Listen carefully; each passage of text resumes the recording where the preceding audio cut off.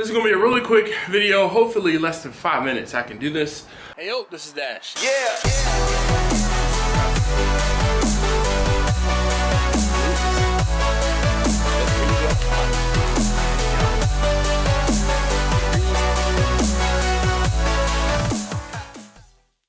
Hey yo, this is Dash. I had someone ask me about the dimensions, or what would be good dimensions for a smoker racks. So let me tell you what the dimensions I have, and I'll explain some of the pros and cons of having the dimensions the way that they are, or actually having these racks the way that they are. So hopefully you can see inside of this. This is the inside of Vicky, the vertical smoker. And here we go real fast. The dimensions, overall dimensions of the cooking chamber, it's 22 inches high by, I guess that's 17.5 inches wide. A full catering pan will fit on this. We have a rack is, let's see, the rack is about 21 inches deep, and the rack is 16.5 inches wide. All right, or the shelf, the rack, whatever. Now, one of the things, like I said, that someone asked me is, what are the dimensions, or how much room is in between each of the racks? So this bottom shelf, from the cooking surface to the bottom of the next shelf, is 5 inches on the bottom. We have 5 inches on this one. This one we have 4 inches. And the top, though I know you can't see it, the way the top is, the top is angled in the smoker. Kirk angled it down in the back so that when moisture and things like that would run away from the front of the smoker and down into the back of the smoker from the water chamber down at the bottom. So this top rack is actually only 4 inches of space here. So 4 inches from here to here, 5 inches from here to here. Actually, no, this was 4 as well, wasn't it? Yep, 4 inches from this cook surface to the bottom of the rack. Now, mind you, what ends up happening is if you pull the shelf out and you pull the top shelf out and then the bottom shelf out, you actually get another 1/2 inch of space, because this is actually open and these are, that is, an inch angle. So you get about another inch, or excuse me, 1/2 inch of wiggle room, if you will. The way that I cook in here, it would be nice if this could be adjustable, and all that would take is me adding more rails, so that I could vary the positions of the racks. Honestly enough, I just I deal with what I have here.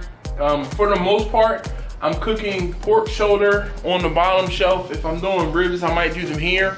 So the only difference I would make is move this down maybe an inch, so that I could have the ability to put brisket here and chicken here, or chicken, brisket, pork shoulder. I'm not doing as many ribs as I was, and then I typically do not put pork over top of any beef or chicken. Now, that is the inside of Vicky the vertical smoker.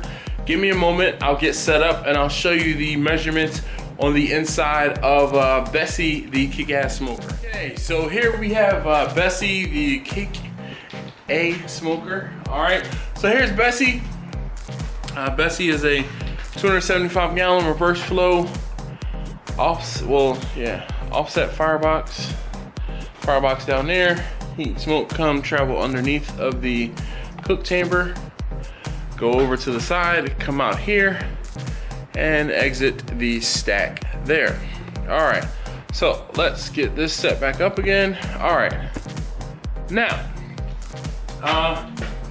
Bessie is my workhorse, all right? I do a lot of cooking with Bessie, and it is what it is.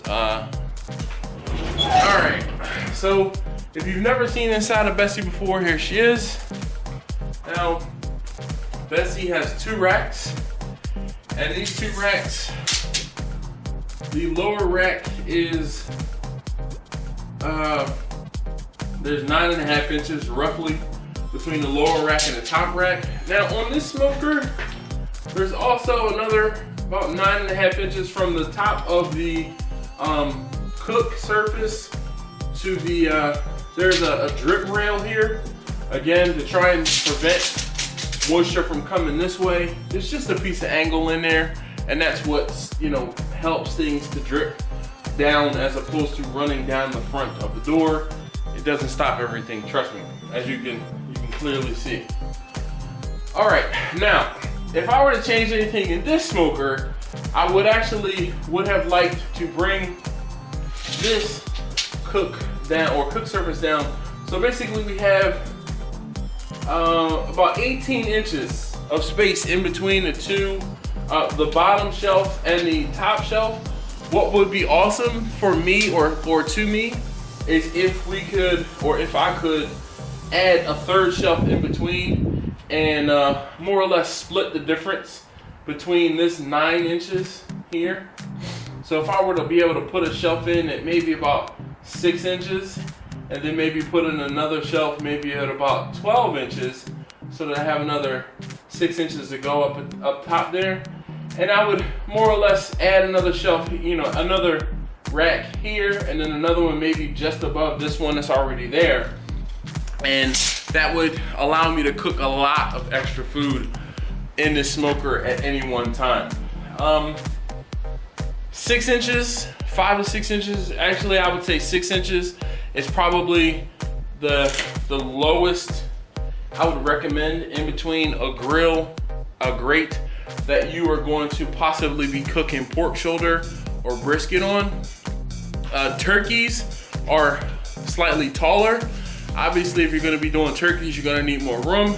But in the event that you're doing something like ribs or like chicken wings, even chicken period, you don't need more than maybe 4 inches of space in between your racks. So what I've seen a lot of places do is they have a lot of different rack slides, and then you can kind of figure out where you want to put your racks in between.